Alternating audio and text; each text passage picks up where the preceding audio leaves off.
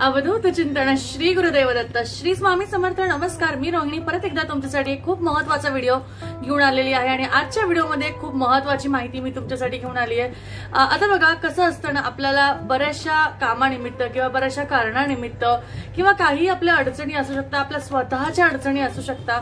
आपण आज महिला आपण म्हणू शकतो की आपल्याला मासिक पाळी 4 दिवस खूप अडचणीचे असतात, ज्यावेळेस आपल्याला काहीच करता येत नाही। पण असं असतं ना की आपण काहीतरी म्हणलेलो असतो किंवा आपण काहीतरी बोललेलो असतो, आपला नवस असतो किंवा काहीतरी असतं। तर बघा, जसं मी तुम्हाला सांगितलं मागच्या माझ्या बऱ्याचशा व्हिडिओमध्ये की आपल्याला 11, 21, 51, 108 पारायण जे करायचे असतात स्वामी चरित्र सारामृताचे, त्यामध्ये जर का 51 आणि 108 पारायणाबद्दल जर का आपण विचार केला, 11 किंवा 21 तर होऊ शकतात, कारण महिन्याच्या सायकल प्रमाणे, मासिक पाळीच्या सायकल प्रमाणे 11 किंवा 21 पारायण करणं सोपं आहे। पण 51 किंवा 108 पारायण कशी करावी, कंटिन्यू आपण कशी करावी, तर बघा त्यासाठी एक खूप साधा, सोपा आणि अगदी सिंपल मार्ग आहे। कसं असतं ना, ह्या वेळेस आपल्याला कुठल्याही अडचणी न येता किंवा कुठली आपल्या मनातली भावना असली ना, बघा मी तुम्हाला दरवेळेस माझ्या व्हिडिओमध्ये एवढंच सांगत आली आहे की फक्त तुमचं मनातला भाव, तुमची मनातली श्रद्धा, तुमची मनातली इच्छा,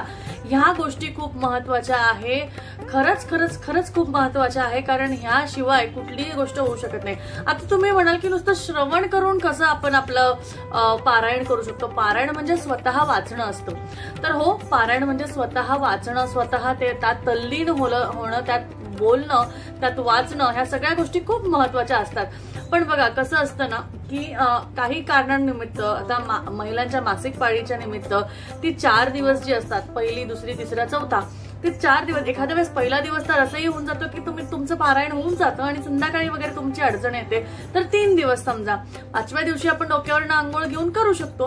पण कसं असतं ना, आपल्याला अशा काहीतरी अडचणी असल्यामुळे आपल्याला ते करता येत नाही आणि त्यामुळे आपल्या ह्याच्यात खंडन पडतं आणि खंडन पडलं की आपल्याला वाटतं अरे आपलं काम होईल की नाही, आपल्या गोष्टी नीट घडतील की नाही, तर अशा निमित्ताने आपल्या डोक्यात फार विचित्र पर्याय येऊ लागतात।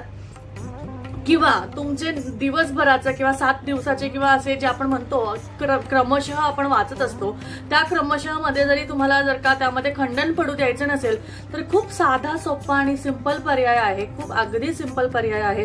तर तुम्हाला बघा, जे म्हणजे मी मागच्या आठवड्यात, म्हणजे मी तुम्हाला सांगते, मी माझ्याबद्दल सांगते, मी मागच्या आठवड्यात माझं खंडन पडलं होतं। मी तुम्हाला सांगते, ज्या दिवशी मी आळंदीला गेले होते त्या दिवशीचं माझं वाचन राहिलं होतं, मग मी अक्षरशः गाडीत बसून ते वाचन केलं। आता मी गाडीत बसून कसं ते वाचन केलं तर ठीक आहे, मी तेव्हा करू शकते, पण जर का समजा मासिक पाळी आली असती किंवा मासिक पाळीमध्ये बायका कसं करू शकता, तर खूप साधा, सिंपल आहे। बघा, आता तुम्ही समजू शकता की आज पहिला, दुसरा दिवस, तिसरा दिवस झाला आणि 4थ्या दिवशी तुम्हाला अडचण आली आणि तुमचे पुढचे 5-6 दिवस जर का नाही होते, तर अगदी खूप साधा, सोपा उपाय आहे। आपल्या मोबाईलमध्ये श्री गुरुपीठ त्र्यंबकेश्वर म्हणून एक ऍप आहे। हे बघा, मी ह्या व्हिडिओद्वारे कुठल्याही, हे बघा, मी कोणच नाहीये कुठल्याही गोष्टीला स्पॉन्सर करण्यासाठी, काही करण्यासाठी, मला कुठूनही काही गोष्ट कोणी सांगितलेली नाहीये, माझ्या मनात आली ही भावना, कारण मला असं वाटलं की माझ्या ताई, माझ्या दादा, माझे मित्र मैत्रिणी, माझी बहीण, माझी काकू, ज्या काही तुम्ही सगळ्या तिथे असाल, त्यांच्या मनातली जी खंडन पडण्याची जी आहे, त्यामध्ये काहीतरी एक मार्ग असावं, त्यातलंही तुमच्या आपण म्हणतो ना की त्या शुद्धतेला किंवा त्या पवित्रतेला हात न लावता। ठीक आहे, माझं म्हणण्याचा अर्थ फक्त एवढं समजून घ्या की माझं म्हणणं एवढंच आहे, त्यामुळे परत मला अशी कमेंट जर का आले की असं थोडी चालतं, असं तसं, बघा मी तुमच्या पवित्रतेला किंवा तुमच्या कुठल्याही गोष्टीला खंडन न करता मी तुम्हाला सांगतेय की तुम्ही हे करू शकता। तुम्हाला कुठेही देवघरात बसायची गरज नाहीये, देवाऱ्याजवळ जायची गरज नाहीये, मंदिरात जायची गरज नाहीये, देवाला शिवायची गरज नाही। तुमच्या मनात भाव असतील तर तुम्ही त्या हिशोबाने पाळा, नसतील तर तुम्ही नक्कीच करू शकता। आपण आता, मला बरेचसे माझ्या मागच्या व्हिडिओमध्ये कमेंट आले होते की आता 21वा शतक आहे, आता असं कोणीच नाही करत, काही नाही करत, आम्ही करतो। करा तुम्ही, पण कसं असतं, काही गोष्टी पाळायला लागतात, त्यामुळे आपण हात न लावणं, हे करणं, हे आपल्या मनाच्या गोष्टी आहेत, त्यामुळे तुम्ही करा। पण त्या व्यतिरिक्त सुद्धा तुम्ही ते पाठ करू शकता, कसं सारामृत वाचू शकता, कारण वाचल्याने मला नाही वाटत की वाचल्याने, कारण माझे असे विचार आहेत की जर का तुम्ही एखादी गोष्ट वाचताय कुठे अशा ठिकाणी बसून जिथे तुमचा कुठे स्पर्श होतोय ना, कुठे तुम्हाला हात लागतोय किंवा काय, तर त्यामध्ये तुम्हाला त्यातनं कुठलाही त्रास होणार नाही. तर बघा, सगळ्यात महत्वाचं तुम्हाला सांगते, एक श्री गुरुपीठ त्र्यंबकेश्वर म्हणून ऍप आहे. मी इथे साईडला तुम्हाला त्याचा फोटो पण देईल. हा जो ऍप आहे हा डाउनलोड करा. हा इन्स्टॉल केला की ह्यामध्ये आरती संग्रह, नित्य सेवा, मी तुम्हाला इथे साईडला दाखवतेय बघा. आरती संग्रह, नित्य सेवा, त्यामध्ये पूजा मंत्र जाप वगैरे ज्या सगळ्या गोष्टी आहे, सण व्रत वैकल्य सगळ्या त्याच्या गोष्टी आहे. त्यानंतर तुम्हाला सांगते स्वामी चरित्र सारामृत सुद्धा तिथे लिहिलेलं आहे. आणि त्याचबरोबर तुम्हाला काउंटर वाईज जप, म्हणजे तुम्हाला सांगते काउंटर वाईज जप म्हणजे तुम्हाला 108 वेळा जो जप करायचा आहे, 11 माळी जप करायचा आहे, तो सुद्धा तिथे काउंट होईल. म्हणजे तुम्ही इव्हन लक्षात घ्या, माळीला हात लावून न हात लावता तुम्ही तो करू शकता. आणि त्याचबरोबर तिथे सारामृत, स्वामी चरित्र सारामृत सुद्धा आहे मोबाईलवर. एक झालं की लगेच दुसरा, संपला की लगेच खाली येतं दुसरा वाचू शकता, मग तिसरा वाचू शकता. अशा रीतीने मी स्वतः 7 अध्याय एकामागे एक वाचले आहेत. 6 का 7 अध्याय वाचले, एकामागे एक वाचले, कारण मला खंडन पाडायचं नव्हतं. तुम्ही पुस्तकात तरी बघून वाचताय, म्हणजे त्या ग्रंथात तरी बघून वाचताय. मला माहितीये ग्रंथ ही पवित्र गोष्ट आहे, पण तुम्हाला तुमचं खंडन जर का पाडायचं नाहीये तर तुम्ही ग्रंथात तरी बघून वाचा. नाही तर ते स्वामी चरित्र सारामृताचं ते तुम्हाला डिटेल दिले बघा. बरेचशा जणांना सारामृत मिळत नाहीये, ते लोक पीडीएफ मधनं वाचतात, पीडीएफ घेऊन वाचतात. वाचण्याचा भाव हवा, करण्याचा भाव हवा, श्रद्धा हवी, भक्ती हवी. महत्वाचं ते आहे. श्रद्धा भक्ती ही महत्वाचं आहे. आणि आता तुम्हाला सांगते, तुमचं जर का खंडन पडलं तर तुम्ही ते ऍप उघडा. ऍप मध्ये स्वामी चरित्र सारामृत आहे.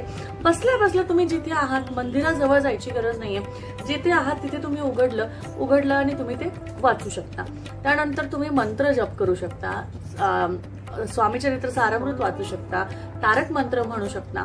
बऱ्याचशा गोष्टी तिथे आहे, बऱ्याचशा गोष्टी तुम्ही नक्कीच करू शकता. त्यामुळे खंडन न पडता जर का तुम्ही तिथे केलं, कारण कसं असतं ना, आपल्याला असं वाटतं रे खंडन पडलं, आता संकट येईल, आता असं होईल, आता तसं होईल. मनातल्या सगळ्या गोष्टींना बाजूला ठेवा. तुमच्या ज्या रोजच्या दैनंदिनीच्या दिवसांची जी रुटीन आहे, तिथे फक्त रोजच्या वेळेस जेव्हा तुम्ही व्यवस्थित असेल तेव्हा देवासमोर बसता. इथे फक्त देवाला नमस्कार करा, स्वामींना त्यांना आठवा, मनापासून त्यांना बोला की मी आता तुमच्या शेजारी बसून नाही करू शकत, पण मी माझा नमस्कार तुम्हाला इथून करतेय आणि त्यानंतर मी हे पाठ इथे चालू करतेय. मग तिथे तुम्ही वाचताय ना, मग मध्ये बोलायचं नाही, कोणाची काय करायचं नाही. ते सुद्धा पाठ वाचण्यासारखंच आहे. त्यामुळे तुम्ही मध्ये बोलायचं नाही, काय करायचं नाही. तुमचे 3 क्रमशः अध्याय झाले की झालं. माळ जप करा, तारक मंत्र म्हणा, तुमचं ज्या काही नित्य सेवा आहेत त्या करा. इव्हन तुम्हाला सांगते, अजून एक ऍप आहे ज्यामध्ये तुम्हाला रोजच्या रोज 14वा अध्याय आणि 18वा अध्याय सुद्धा वाचायचा असतो गुरुचरित्राचा. तर तो सुद्धा ऍप मी इथे दाखवते तुम्हाला. गुरुचरित्र चा ऍप आहे, त्यामध्ये 14वा अध्याय आणि 18वा अध्याय, जेव्हा तुम्हाला सांगते माझ्याकडे ती छोटी पुस्तकं नव्हती तेव्हा मी त्यामधनं 14वा आणि 18वा अध्याय वाचायची, त्याच्यातनं वाचायची मी. तुम्हाला म्हणजे मला स्वतःला वाटत नाही की अरे मी तेव्हा ते केलं, खरंच मला कारण मनापासून माझी श्रद्धा होती. आणि मोबाईल म्हणजे देवाऱ्यासमोर बसायची आणि मोबाईलवर ते वाचायची असं घेऊन. कारण वाचन ह्या गोष्टी महत्वाच्या आहे, श्रवण महत्वाचं आहे, तुमच्या मनात ती गोष्ट झाली पाहिजे हे महत्वाचं आहे. त्यामुळे अगदी तुम्हाला सांगते, तुम्ही अशा ठिकाणी गेला जिथे तुम्हाला तुमच्याकडनं पुस्तक घ्यायचं राहिलं, विसरलात, काही झालं तरी सुद्धा तुम्ही ते स्वामी चरित्र सारामृत तिथेही वाचू शकता, कुठेही वाचू शकता. तुम्हाला वाटतंय मला आता वेळ भेटतोय, मी वाचते, अशा हिशोबाने तुम्ही ते पूर्ण करा. ग्रंथ पूर्ण करणं, त्यातले अध्याय ते आहे ते पूर्ण करणं आणि ते मनोभावेने करणं हे खूप महत्वाचं आहे. या दोन्ही मधलं डिफरन्स समजून घ्या. नुसतं वाचून संपवणं आणि त्याचबरोबर त्या वाचनामध्ये तुम्हाला करण्याची इच्छा आहे ना, ते करून तुम्हाला ते पूर्ण करून भक्तिभावेने तुमचं त्या गोष्टी होणं, या गोष्टी महत्वाच्या आहेत. त्यामुळे त्या गोष्टी लक्षात घ्या. बरोबर सगळ्या गोष्टी तुमचं नित्य सेवामध्ये चरित्र सारामृत क्रमशः 3 अध्याय, 11 माळी, तारक मंत्र, सगळ्या गोष्टी तुमच्या होऊ शकतात तिथे. आणि त्या हिशोबाने तुमचं खंडन कुठेही पडणार नाही. त्यामुळे सांगते मी, मासिक पाळी जरी आली तुमची तरी मासिक पाळीमध्ये सुद्धा तुम्ही क्रमशः 3 अध्याय वाचू शकता, स्वामी समर्थांचा जप करू शकता. माळ घ्यायची गरज नाही, ग्रंथ घ्यायची गरज नाही. तिथे त्या काउंटर ऍपवर तुम्ही ते करू शकता. गुरुचरित्राचा 14वा अध्याय, 18वा अध्याय सुद्धा वाचू शकता. या पद्धतीने तुम्ही जर का तुमची खंडन न पाडता, मासिक पाळीत सुद्धा खंडन न पाडता जर का तुम्ही नित्यसेवा केली तर नक्कीच तुम्हाला त्याचे रिझल्ट्स मिळून येतील. बघा, देवाला भाव हवा, देवाला भक्ती हवी, देवाला श्रद्धा हवी, देवाला काही घेणार नाही. ती गोष्ट सुद्धा देवानीच दिली आहे, त्यामुळे देवाला त्याच्याशी काही घेणं देणं नाही. तुमचा भाव कसा आहे, तुमची भक्ती कशी आहे, तुमची श्रद्धा कशी आहे, तुमची वागणूक कशी आहे. तुम्ही इथंच अध्याय वाचताय आणि नंतर जाऊन कोणाशी भांडताय, काय घेणं देणं आहे त्याचं चरित्र सारामृताचं? काहीच उपयोग नाहीये. त्यामुळे त्याच्याबद्दलचा चांगला विचार करा, मनोभावे करा. ह्या गोष्टी खूप महत्वाच्या आहेत. त्यामुळे तुम्हाला मी सांगते की ही गोष्ट मनापासून करा. अडचणीच्या वेळेस सुद्धा खंड न पाडता तुम्ही ह्या गोष्टी करू शकता. आजपासनं जर का तुमच्याकडे वेळ असेल, तुम्ही ह्या गोष्टी केल्या तरीही करण्यासारख्या आहे. देव कुठलीही गोष्ट करण्यासाठी देव बुद्धी देतो. हा व्हिडिओ सुद्धा जो मी करते आहे तो मला बुद्धी मला स्वामींनी दिली असेल म्हणून मी हा व्हिडिओ बनवतेय. आणि काय माहिती, तुम्हाला मी खरं सांगेल, मी आता हा जो व्हिडिओ बनवते, मी स्वयंपाक करता करता हा व्हिडिओ बनवतेय. मी आता जस्ट माझा स्वयंपाक वगैरे करून ठेवला आणि माझ्या डोक्यात आलं की आपण असंही करू शकतो, कारण मी स्वतः हे केलेलं आहे, मी स्वतः केलंय, तुम्ही का नाही करू शकत? त्यामुळे मला मे बी स्वामींनी सांगितलं असेल की नाही, ह्या गोष्टीवर सुद्धा तू व्हिडिओ बनव, म्हणून मी व्हिडिओ बनवला. आणि त्याचबरोबर माझ्या व्हिडिओ बनवण्याचा हेतू असा आहे की माझ्यासारखे, जसं मी तुम्हाला सांगते एका रात्रीतनं स्वामी भक्त झाले, एका रात्रीतनं दत्त भक्त झाले, तसे माझ्यासारखे ज्यांना अजूनही ज्यांना तो जो मार्ग आहे तो कळला नाहीये, त्यांना ती सेवा आहे कशी करायची काय ती कळली नाहीये, किंवा त्यातली जी पॉझिटिव्हिटी आहे त्यातनं भरपूर गोष्टी छान होतात, ह्या गोष्टी ज्यांना कळल्या नाहीये त्यांच्यापर्यंत ह्या गोष्टी पोहोचाव्या, त्यांना त्या गोष्टी सांगाव्या आणि त्यानुसार त्यांना सुद्धा स्वामी भक्त, स्वामी माऊलींच्या मार्गात, किंवा तुम्हाला सांगते दत्त भक्ती मार्गात तुम्ही जर का आलात तर खरंच खूप आनंद होईल. आणि त्यामुळे तुम्हाला सांगते आपला दत्त परिवार, आपला स्वामी परिवार खूप मोठा होईल. आणि ह्याच गोष्टींनी मला हा व्हिडिओ इथेच संपवायचा आहे. मला वाटतंय की माझ्या मनातल्या भावना, माझ्या म्हणण्याच्या गोष्टी ज्या आहेत तुम्हाला मनापासून समजल्या असतील, माझा हेतू जो आहे तो तुम्हाला कळाला असेल, आणि नक्कीच जर का तो तुम्हाला कळाला असेल तर तुम्ही त्या पद्धतीने तुमचे कार्य करायला सुरुवात करू शकता. परत भेटूया अजून एका छानशा व्हिडिओ बरोबर, अजून एका छानशा माहिती बरोबर. आजच्या व्हिडिओमध्ये इथपर्यंतच माहिती मी पूर्ण देते. आणि त्याचबरोबर अजून तुम्हाला काही प्रश्न असतील तर तुम्ही खाली सुद्धा मला विचारू शकता. परत भेटूया अजून एका छानशा व्हिडिओ बरोबर. तोपर्यंत काळजी घ्या. असेच आपले व्हिडिओ बघत राहा. अवधूत चिंतन. श्री गुरुदेव दत्त. श्री स्वामी समर्थ. जय जय स्वामी समर्थ.